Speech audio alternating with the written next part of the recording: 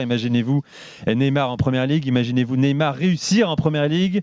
Tiens, nos infos d'abord, Neymar est bien sur la liste des transferts du PSG, le joueur est ouvert à un départ, Paris veut un transfert sec, histoire d'alléger sa colossale masse salariale, mais reste ouvert à un prêt, si cela permet un départ du Brésilien. Des agents prospectent chez toi, un peu partout en Angleterre. Julien, c'est vrai qu'on lit un peu partout que le contact est établi avec les dirigeants de Manchester United, que Casemiro pousse pour que son compatriote le rejoigne. Est-ce que c'est les sons que tu as, les retours que tu as également en Angleterre?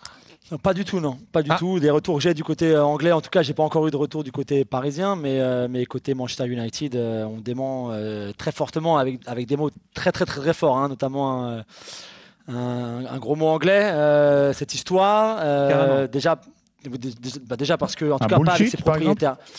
Peut-être même encore plus gros mot que ça, mais je peux pas trop en dire à cette heure-là parce qu'il y a beaucoup d'enfants qui nous écoutent encore, mais en tout cas avec ces propriétaires-là, avec ce directeur sportif-là, avec cette équipe dirigeante, on va dire plus globalement, là, Neymar n'est pas du tout ni sur une shortlist, ni dans les petits papiers de Manchester United, d'Erik Ten Hag encore moins, et notamment par rapport à la philosophie de Ten Hag, ça colle pas trop.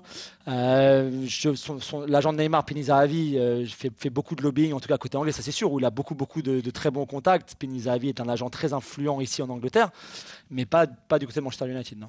Tu penses que c'est Pini qui laisse glisser quelques informations auprès de journalistes un peu influents? Non, ça lui ressemble pas. Ça ressemble énormément à une genre d'histoire qu'on a très souvent, notamment sur les très très grands joueurs, où des agents essaient de se placer en tant qu'intermédiaire en proposant le joueur, même si c'est pas leur joueur, même si c'est un joueur de Pini Zahavi, ça arrive même aux plus grands, hein, même à Jorge Mendes, même à Pini Zahavi, et ça arrive à tout le monde, de proposer Neymar un peu partout, à droite, à gauche, mais ça va pas plus loin que ça. Pini Zahavi aujourd'hui, avec Neymar, il sait très bien qu'il y a très peu de clubs, déjà qui peuvent se permettre d'acheter Neymar, de payer Neymar. Il y a aussi très peu de clubs qui intéresserait Neymar. Ah oui, qui intéresserait aussi, Neymar. Ouais. La question, c'est est-ce que les clubs s'intéresseraient à Neymar aujourd'hui? Ah oui, ça je pense que oui.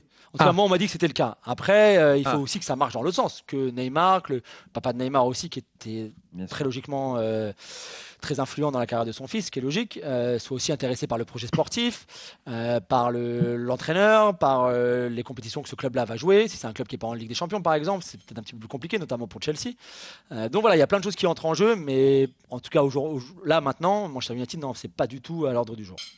Bon, quelle image il a de Neymar aujourd'hui en Angleterre? Est-ce que son image est écornée comme en France en Ligue 1, ou alors elle est pas quasiment intacte par rapport à celle dont il jouissait au Barça ou ses débuts à Paris? Julien, comment on le perçoit quand on parle avec tes collègues, notamment en Angleterre? C'est très intéressant parce qu'il a encore cette image de très très grands joueurs, de stars, de vrais stars, de vrais superstars. Là, on parle de vrais superstars, pas simplement d'un joueur de classe mondiale. Neymar, c'est la superstar par définition sur les réseaux sociaux, partout, tout ce que Neymar peut représenter, plus par exemple qu'un Kevin De Bruyne qui n'a pas du tout la même image de superstar mondiale que Neymar peut avoir, et tout à fait logiquement d'ailleurs. Donc il y a ce côté-là qui est très important aussi, ne l'oublions pas, pour les grands clubs anglais, pour ces grandes marques que sont les grands clubs anglais aujourd'hui.